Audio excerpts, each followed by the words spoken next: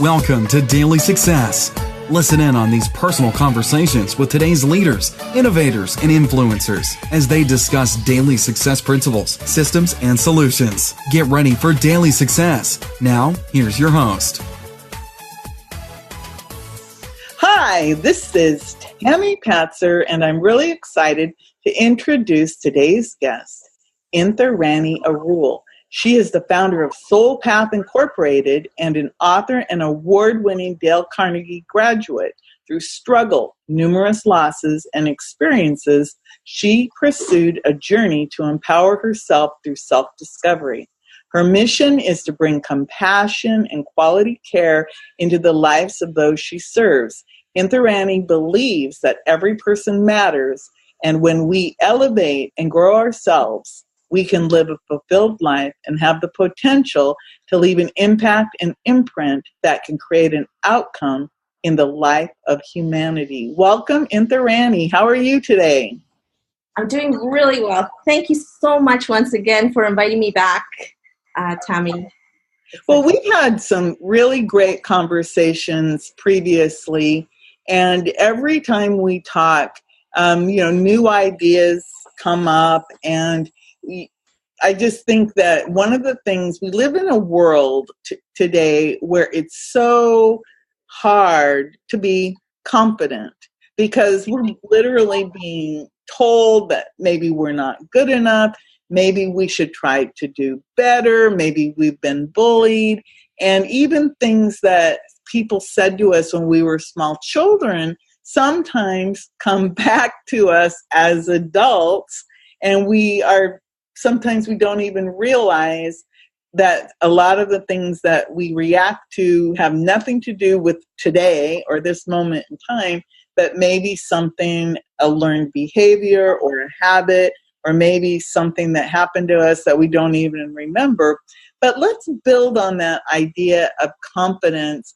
And I know that you are an author and you have several books and you're an award-winning Dale Carnegie graduate. So you have quite an extensive background about building confidence. So tell me more. First of all, tell me more about why confidence is so important today.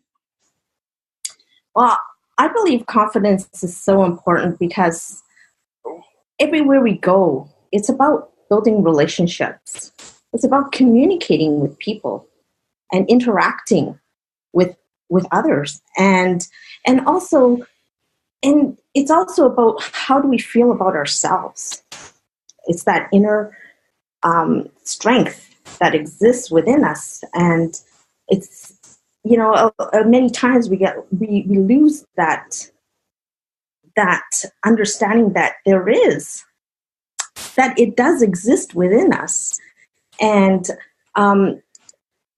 because of the environment we grew up in and our interactions and our experiences, many times we get lost and we lose that confidence that we had when we came on this planet. In this world, as children, we are quite confident, and I have this understanding, and I know that it's through those interactions that I really, and the experiences of fear and uncertainty that really led me to have that better understanding of how, that confidence is something that exists within.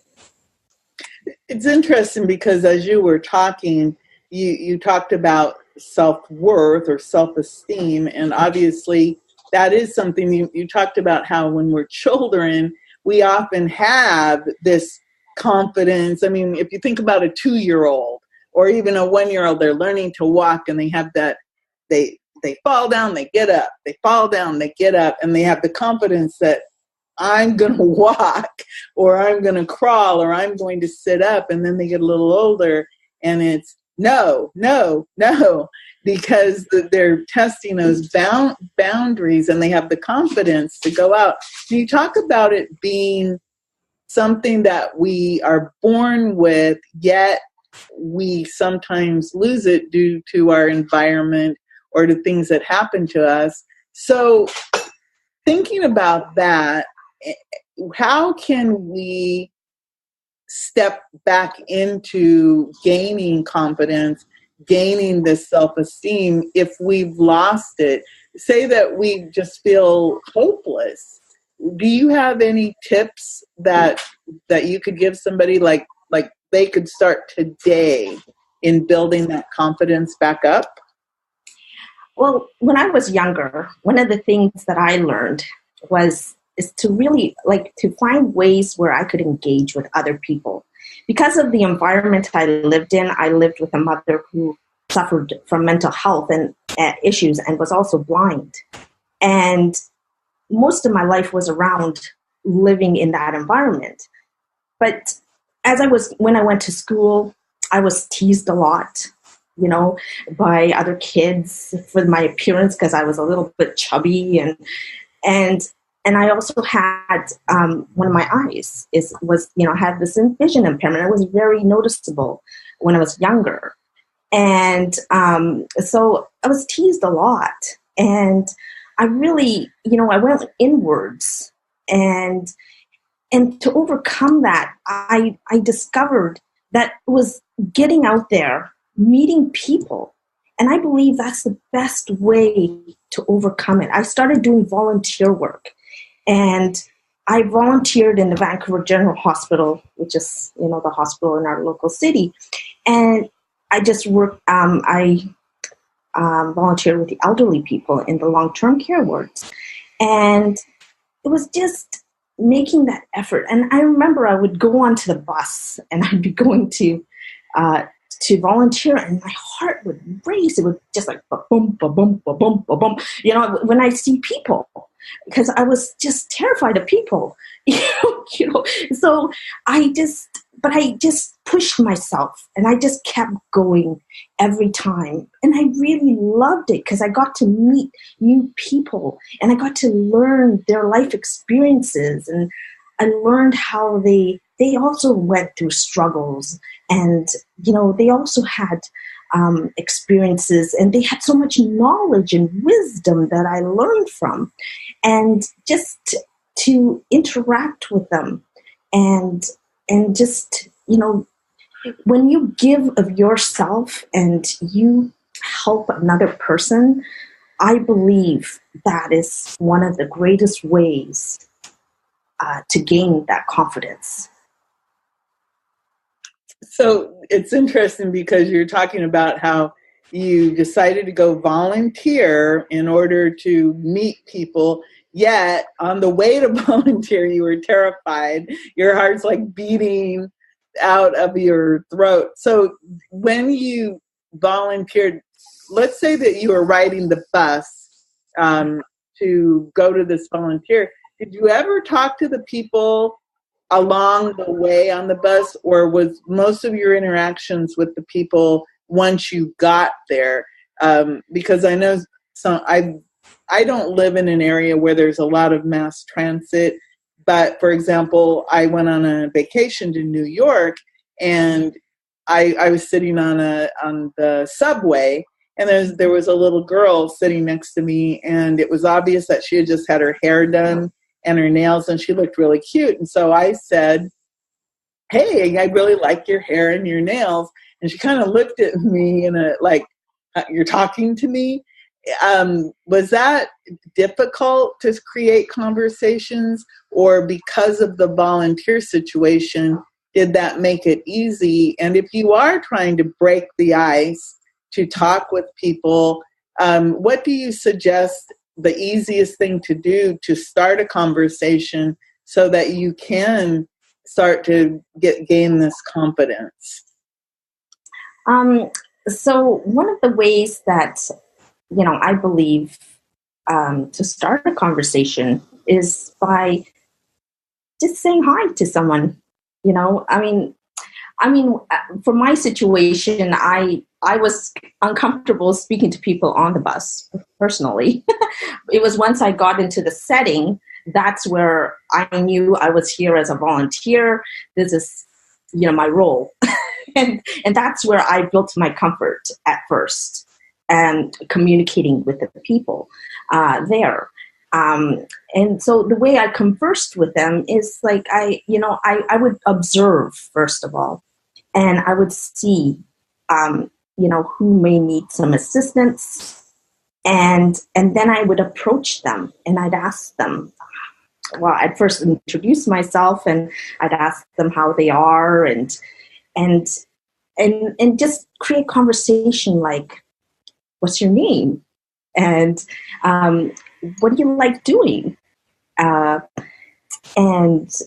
is there anything I can do to help you in this, at this moment? Do you want, and then they just automatically start opening up and sharing their story, their life story. And, it was just through that conversation that it just kept on building. Yeah. So I think you're right. So you say hello, and then of course you have a very unique name, Inthirani. So, and I know that we had a whole conversation around your name because I had to learn how to say it, and you gave me a way to remember how to say your name, and so that was, that helped me, but it also made me feel comfortable because you knew that I was trying to learn how to say your name correctly. And so you obviously have a lot of experience with that in helping people. So you ask somebody their name. Everybody loves the sound of their own name. And then you ask them if there's anything that you can do to help them. And so, of course, if some people might say no, but maybe there is. I mean, again, in a hospital situation, it could be like, I know, for example, every time I've been in the hospital, I need an extra blanket because I'm always too cold. So, it could be as simple as, oh, yes, could you bring me a blanket? Or maybe they need the pillow fluffed. Or maybe they just need somebody just to sit there and be there because they're alone. There's so many different ways that we can help people. And then again, the gift, you're giving, yet you receive the gift. You build your confidence up. And again, I think that's so important because everybody needs to have that sense that they belong and that they're part of this bigger world. And of course, there's the spiritual side of this. So as somebody who's has a lot of experience as a caregiver, you basically have been a caregiver your entire life. I mean, from a small child, and to deal with a situation where somebody needed you because they were blind. I mean, that's quite a responsibility for a young girl. So, and even today you're working with people in a caregiving scenario. So as a caregiver, what is your message for other caregivers to help them to develop the skills that actually it's a combination of compassion mixed with the self-esteem that leads to this confidence that actually makes you a better caregiver? So do you see, if you were talking to another caregiver, what would you say some of the top things they could be doing that could open up these doors that help not only the person they're giving care to, but to help them to be a better caregiver and to support that spiritual side of them? So the self that of both people, I guess, involved, or all people involved. Mm-hmm. Yes, absolutely. So one of the things that I learned was the greatest lesson or greatest thing that I've always had with me, and it is to know that it's about us, knowing what my strengths are, what are my weaknesses, is to identify that within my own self, and it's to really look at how can I be a better caregiver? How can I be that better person? In order for me to help other people, it's about helping myself first. And that was the biggest thing that I can share with you. That is one of the biggest things, because because I knew I was nervous, I had fear around, people, and it was actually written on my very first evaluation when I started working for the Community Living Society. It was written that I needed to communicate more because I was very shy and nervous around people.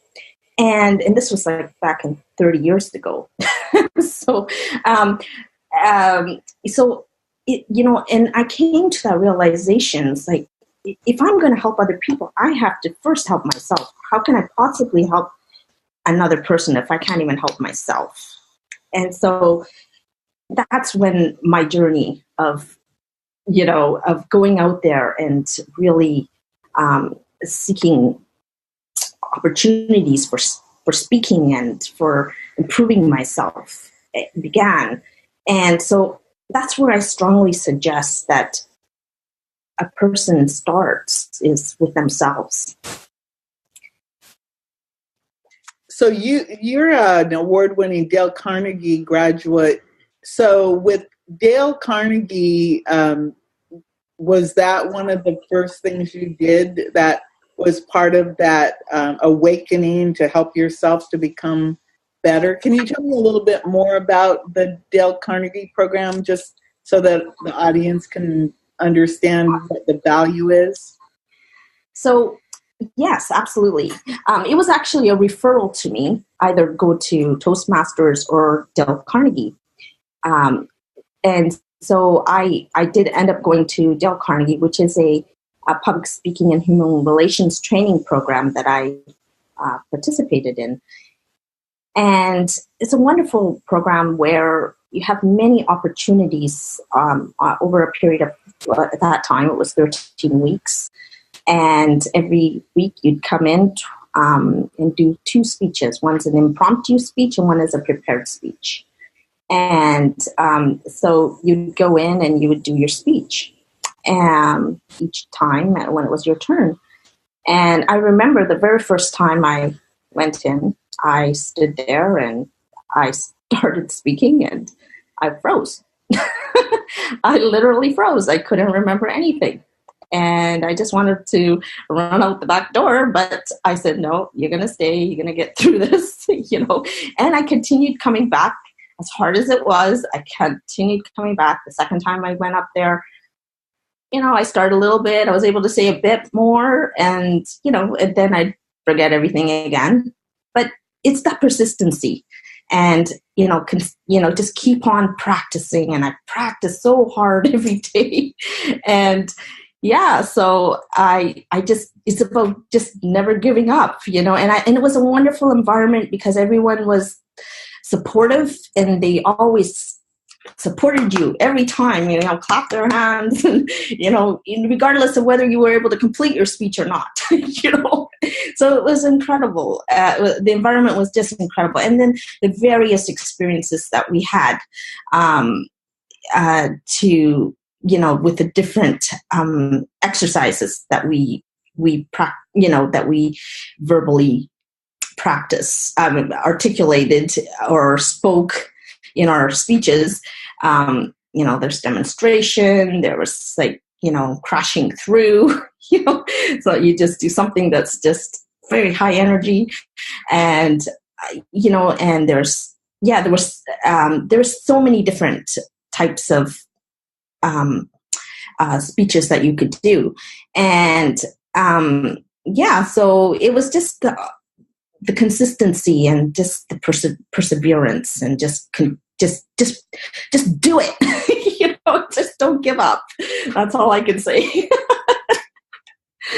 Well, yeah. I think what you're describing, like Dale Carnegie and Toastmasters, or getting up in front of groups of people and learning how to speak, both of them I think are very valuable because everyone no matter if you're a student or, somebody in business or the workplace, we all have to learn how to communicate. And it may be one-to-one communication, it might be one-to-many communication, or it could even be in writing communication. But when you're able to walk into a room and walk up to anybody and start a conversation, and of course not only be able to converse, but also to listen to somebody else. And I think that's probably one of your great attributes, is probably the fact that you are such a good listener. That's why people want to open up to you, because they feel heard. And I think that, again, if you look at, not only is confidence about self-confidence, but it's that confidence that you help to instill in other people, that trust, because you're actually, when you're confident, you actually are empowering other people to be able to speak up and to talk about who they are. And then it's like a ripple effect. You walk in confident, they get confident, and then all the interactions help to create this positive environment of where people can talk and disagree or agree, but all have this stability of being, confident that they are whoever they are and that they can share themselves with other people. Absolutely. So you also work with something called the Trivedi effect, and we've talked about that in the past, the energy of helping people to connect to the God of their understanding. How does that connection to the divine, in your opinion, work with confidence? How does that help you gain confidence, or that self-esteem, that self-worth that we've been talking about? Mm-hmm. Yes, well, definitely. This energy, it helps open you up even more. It helps expand you even more. When I started receiving these energy transmissions, I was, I had just lost my husband and my mother, and as I mentioned in my last interview, and and I believe in life we go through ups and downs. Things will happen, and sometimes you may go back to where you may kind of fall back a little bit, but this energy, it has kept me moving forward. It's helped open me up. It's helped me speak more effectively and more. I'm more focused now, and this energy will definitely boost that certainty within you and make you. It's that it's this, I don't know, this love that comes from within you, and that I can't even describe it. It's like, I'm so happy now. It's this inner strength, this inner feeling of joy, and that it doesn't matter, whatever happens may happen, and it doesn't affect me like it used to anymore. Where I used to kind of get kind of sad, or I'll be scared, but this energy just kind of keeps me constant and moving forward and just peaceful and calmer. And it just, I mean, I've just recently lost my father, and I don't know, I went to work, I continued going to work, I completed all the assignments that I have had to accomplish. And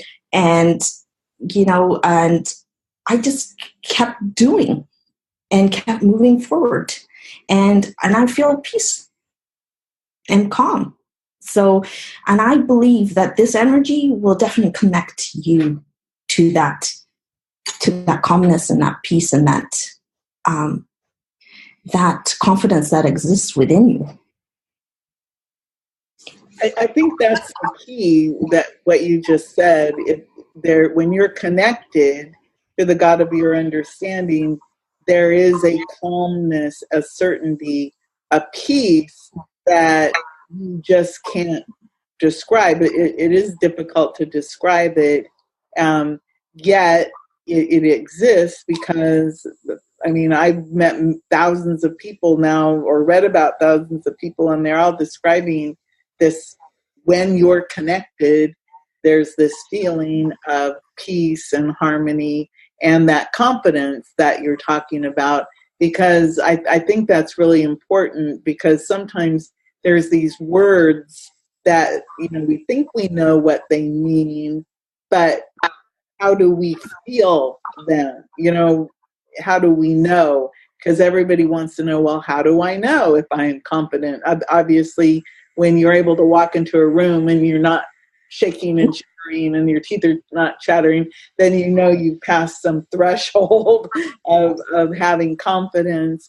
But even people who appear to be extremely confident, most of the time they will say, well, for example, right before I walk onto the stage or before this happens, I still get butterflies.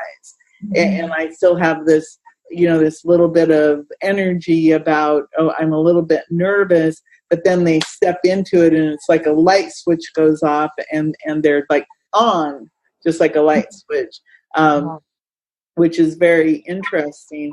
So you actually work with people and help them to connect to this energy. Can you talk a little bit about how you work with people with the energy? And I know that you really like to work with other caregivers because you have that experience, so you can really empathize with them and what they're going through on a daily basis. Mm-hmm.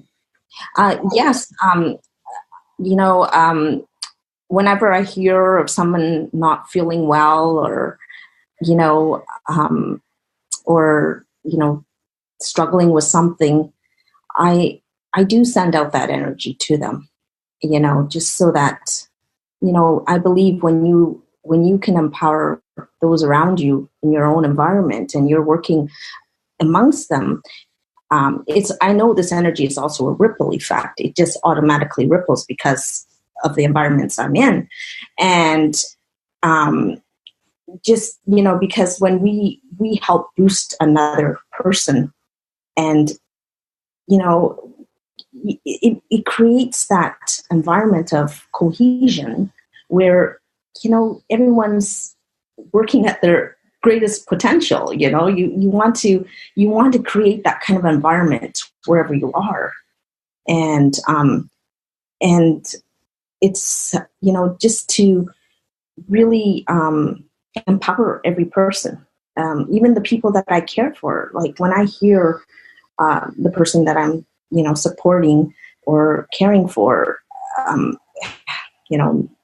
may have had some kind of fracture or something, or some kind of physical ailment or some kind of stress in their life, I will use this energy to support them while I'm caring for them. You mentioned that your father passed away. Do you have any anecdotes or stories about maybe how the energy may have worked with him during that time? I imagine high time of high stress, and how that helped you handle it? Yeah, it was very challenging because it's my father, and to see him getting his health declining was difficult to watch. But definitely, like I would definitely give him these energy transmissions as, you know, as I was caring for him, and just spending that time around, you know, being with him, and doing as much as I could for him. And just before he passed away, after he had his heart attack, my father had a heart attack, and it was that at that time I called Guruji, actually, because he's the first person I could think of, the only person that I could think of, you know, and that could really help my father, and because I wanted my father to have the greatest peace, or, you know, whatever he needed in his last moments of his days. And so, you know, and Guruji, immediately he called me. I had left a message on the office phone, and he called me, and he said, you know, he said, don't worry, I'm looking after everything, and I will, you know, I will even send you an energy transmission as well. And you can call me anytime, he said. You know, it was just the greatest feeling to have his blessing in our life. And I tell you, it was just, you know, it was just a very peaceful last few moments when my father passed. And when his, you know, his eyes just literally, like when the doctors came over to us, we were there. It was the day after Father's Day that my father passed, and you know, the doctors said, you know, he just had a cardiac arrest, and they couldn't really do much in that moment. And so they said, you know, they just came over and told us to just say our last respects. And as we were giving our gratitude and all that to my father, he, you know, his eyes just literally rolled back, and he just he left this, you know, his soul left the world, because you know, without the soul, the physical body was not functioning any longer. And it was just the most calmest, peaceful experience I've ever had. I never experienced anything like that when my father left. It was just, it was truly a blessing what my father left with me. You know, it was such a gift. Having his presence in my life all the years that he gifted my life with all the experiences and everything. Yeah. That's really beautiful, because again, the description of, you know, the peacefulness and the gift that you had because you were there and you witnessed his spirit leaving. So, and you had a chance to say goodbye too. So you had that closure and everything. And I know it sounds like we got off our track on confidence, but not really, because that energy and everything that you've done in your life has helped you to develop this self-esteem, this confidence, this caring.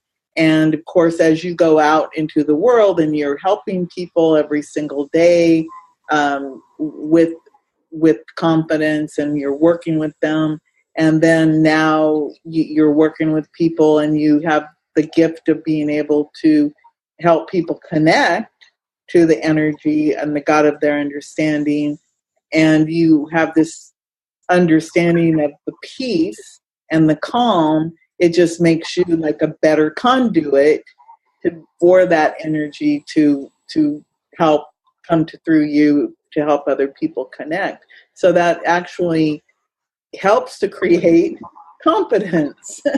That's how I see it.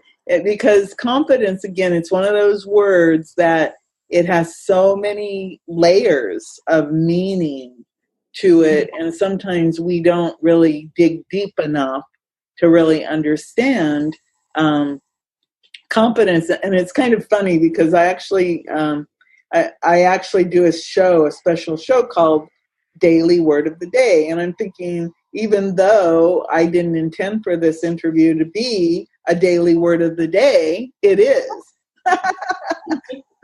So confidence is, I can now share this on my Daily Word of the Day show, even though the interview didn't start out to be like that. But hey, what a gift is that for me and for you. So if people want to reach out to you, Inthirani, what is the best way to do that? I know you've got a beautiful website they can visit, and they can get all the information there. So can you share that information with us? Yes. So the website address is inthirani.com. Yeah. And could you spell your name, even though it'll be in writing? If you could spell that, that would be great. Perfect. Yes, absolutely. So it's inthirani.com, C-O-M. Great. And again, your name is such to me, it's unusual. I don't know, maybe it's not an unusual name, but how many Inthiranis do you run into? Not very many. You're the first. But I really enjoyed our conversation today. So again, I know we touched on a lot of different areas, but again, if you look at it, every single path we took all came back to self-esteem, self-worth, and of course, confidence. So thank you so much. I really appreciate it. Oh, thank you so much. It's always a pleasure to be here, Tammy. Thank you. Everyone, this is Tammy Patzer. Go make it a beautiful day. You've been listening to Daily Success. Tune in again and subscribe. Never miss a moment of daily success.